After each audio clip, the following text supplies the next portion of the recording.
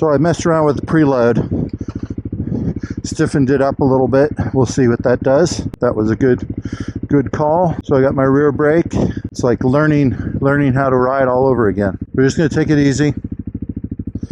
I got to get my confidence back. So it's not too bad. It's a little muddy.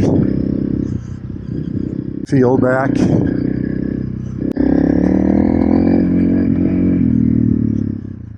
I'll have to adjust my my rear brake. It looks like it's I need a little bit more pull on it. Yeah, we need more pull on it.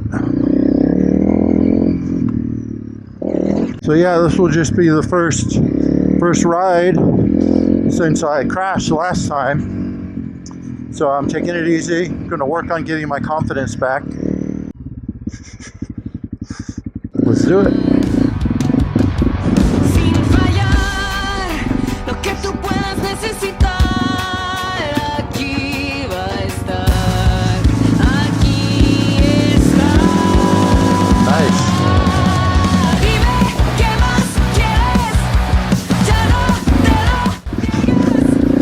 A little slippery, so we're going to take it easy because we're also not used to having all this luggage and stuff on. Even though they're empty, still not used to having it on there.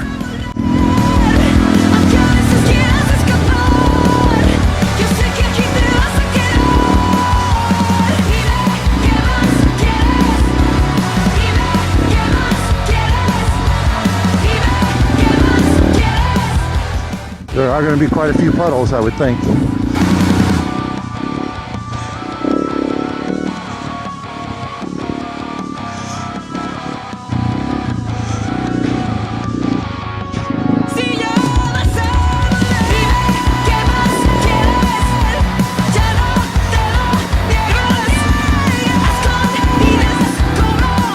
Don't want to get my camera all dirty. So I'm running 10 pounds in the rear and I think 12 up front. See how that works with the V-Sport.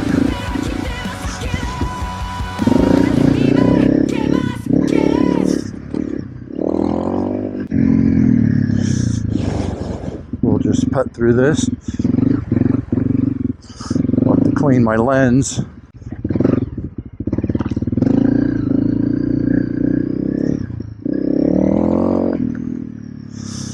Mud flying everywhere. Yeah, with all the rains we've had, I can imagine it's going to be muddy.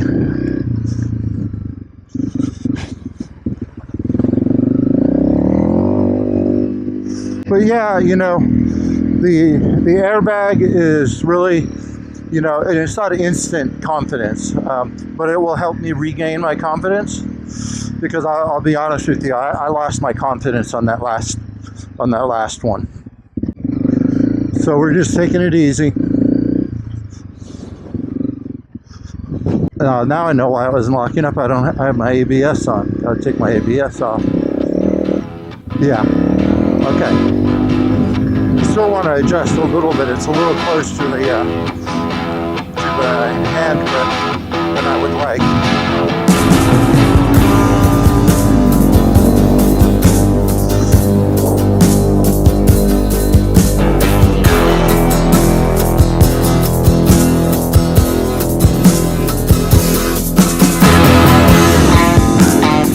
So yeah, confident building is something that I found takes time, and you do it in steps.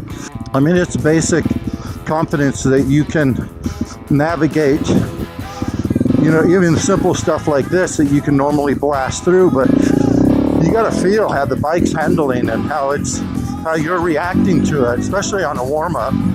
So I want to try and stand up as much as I can. It's just to get that training in and that feel.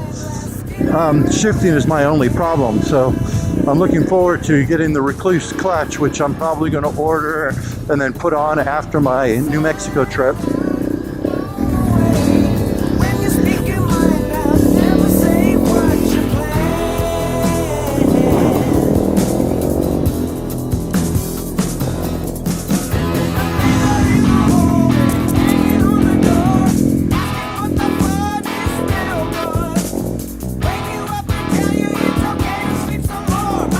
So the difference between riding out here at Hidden Falls, you're able to ride a little more aggressive and take a little more risk, just simply because you're not, 1,000 miles away. But when I'm traveling, like doing a BDR or something like that, I would be riding like I'm riding right now. So if I was in aggressive mode, I would have jumped that right there, but I'm not. I'm gonna take it easy, confidence building. Because I'm feeling that front end slip, but I'm managing it at a manageable speed, so it's not coming into, it's not going to be a, oh, too late.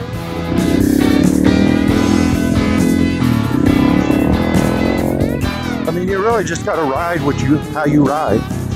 There is no, everyone rides different. Everyone chooses different lines, different techniques, Everyone rides different. They ride different speeds through different obstacles, and you just got to do what you're feeling. So that's the only thing I wish my next bike would be, is probably going to be a 500, just because to be able to loft the front end. So the 300, when you're like in third or fourth gear, it's hard to loft the front end. Because you still don't have the power. Now in second and third, you have a better chance of lofting that front. So here in second, so it's pretty easy to loft the front end, bring the front. You don't have to clutch up or do anything like that. I think on this bike, you really don't. I know that I was practicing it just because I wanted to get used to it, but I don't really think you need it on this bike. Unless you're doing like standstill, where you bring the bike up to the balance point and turn it around, pivot turns or whatever they call those. Then you probably, you need the clutch to get that front end up and doing what you want it to do. But it's like areas like that, it's hard in this third gear to get the front end up and over an obstacle. As with something bigger like a 500 or 450 or whatever, it's going to be easier. And I also look at tire tracks for my line going through unseeable lines like puddles where you just can't really see what you're going through. Yeah, much better. Very controlled. The landing didn't feel like I was bottoming out and throwing me off control. So I'll be curious to see what the slacker says about my setting right now. Because it probably could be a little stiffer, to be honest with you. I definitely want to move the box back a little bit, or just get used to it.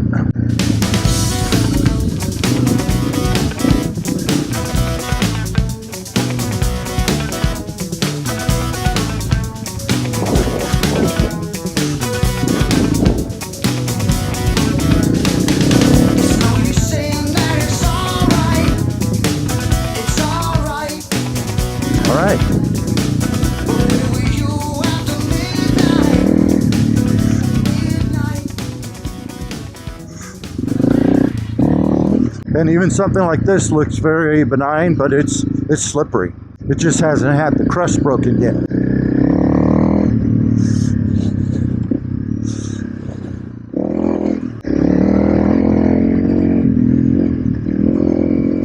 Yeah, so temp-wise, I'm not sure what the temp is. I need to get an external temperature readout. It'll read out that I can see but it's very cool. So I do not feel hot at all. Very nice. See, that just comes right up. Which I think wheeling, once you get the brakes situated, it's going to be a breeze with this bike, because we really got to sit back on it. That's the only thing that I haven't been doing enough of, is when I'm pulling up that front end, I'm still too far forward. So it's just out of being cautious, fear, whatever you want to call it.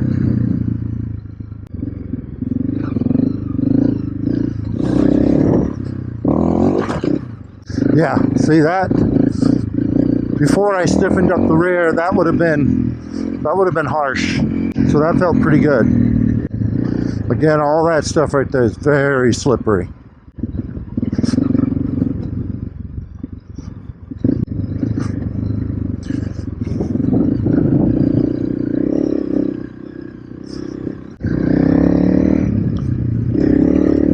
Now, I was talking with Chad the other day about sand, and yeah, sand can be difficult, but it's so much more forgiving.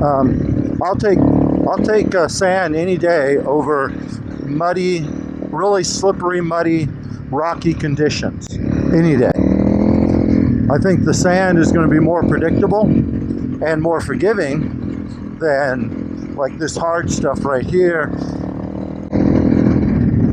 where it can be unpredictable.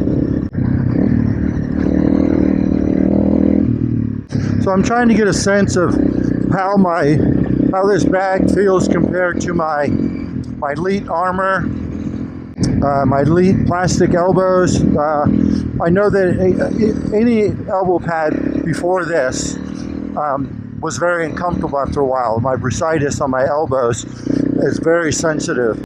I don't even know I have gear on, which is a good thing because it's comfortable.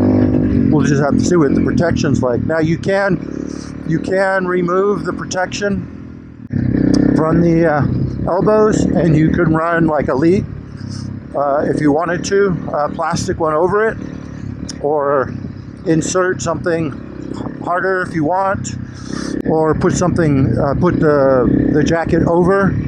Because I got lots of options.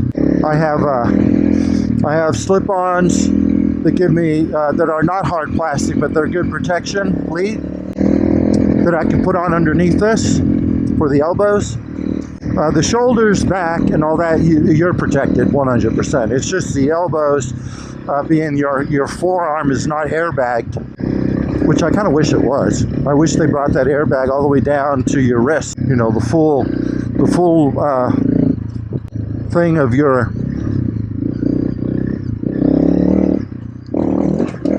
the jacket.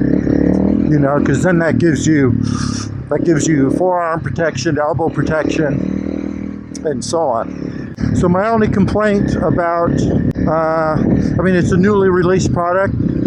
It's hard to find. You can get it at Cycle Gear. They have it in stock, had it in stock. I don't know if they still have it in stock. Revzilla and some other places. But everywhere I've looked, the canisters, the replacement canisters, are out of stock. So you pop these two canisters, you don't have an airbag until they get back in some stock. So I'm watching that like a hawk. I think it's like 169 to get the replenishment canisters. And if I'm not mistaken, that's both canisters. I can't imagine that they're 169 each, but you never know. First run, pretty easy. Had one step off, no real falls, didn't hit the ground or anything. It did not go off, which is a good thing. Yeah, it feels really cool out. I mean, I'm sure it's 70s, 80s right now, but it feels really cool. I'm not feeling like I'm overheating or that this is going to be really uncomfortable. I can feel the ventilation because it's well ventilated. I can feel that ventilation through my mesh jacket. So, you know, summertime mesh jacket, and this jacket works just fine. It's comfortable. The larger one, which is a 4XL, allows me to put the liner in it if I want the liner. You know, it just gives, and it's just a little more comfortable for putting on. You're not struggling. All right, we're kind of set up for riding now. Let's do it. It'll dry up pretty quick once the sun starts hitting everything. All right, so this will be the Ridge Trail. I've only taken it once before, And it was a lot of fun. So let's just see how muddy it is. It's pretty slippery. I haven't seen anyone come through here. Oh, right there, so there's one. So I know that they said this stuff can be really slippery. I know they said that they're adding four miles to this loop, which will be really nice. Yeah, it's like all this right here is really slippery. It may not look it, but it is. Let that sun get to it, and it'll dry up some. Let's see, what route do we want to take? Go this route.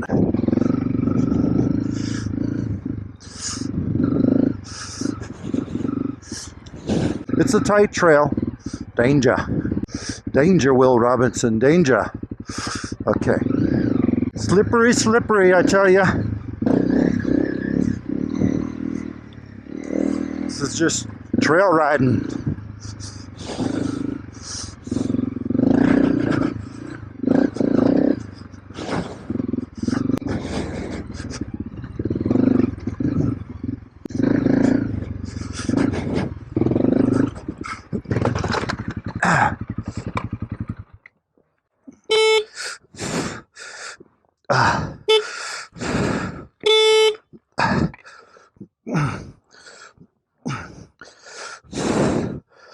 That's my leg.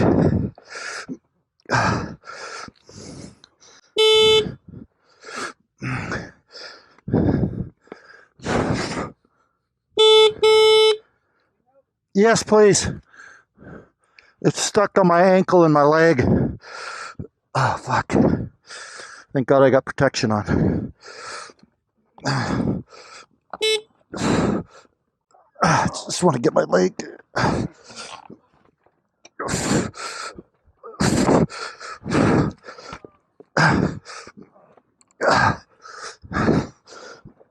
Okay. Holy shit. Thank you so much. It's really slippery out here. Well, there you go. Oh, that hurt. That was my knee. Yeah, I'll tell you. Working out at the gym has made a big difference. Well, the airbag didn't go off. That's a good thing. Recluse, I tell you.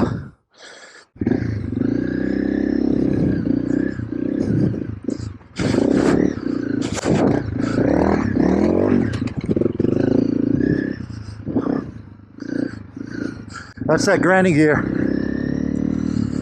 All right, we'll wait on that one for need a little more practice, get back into the groove.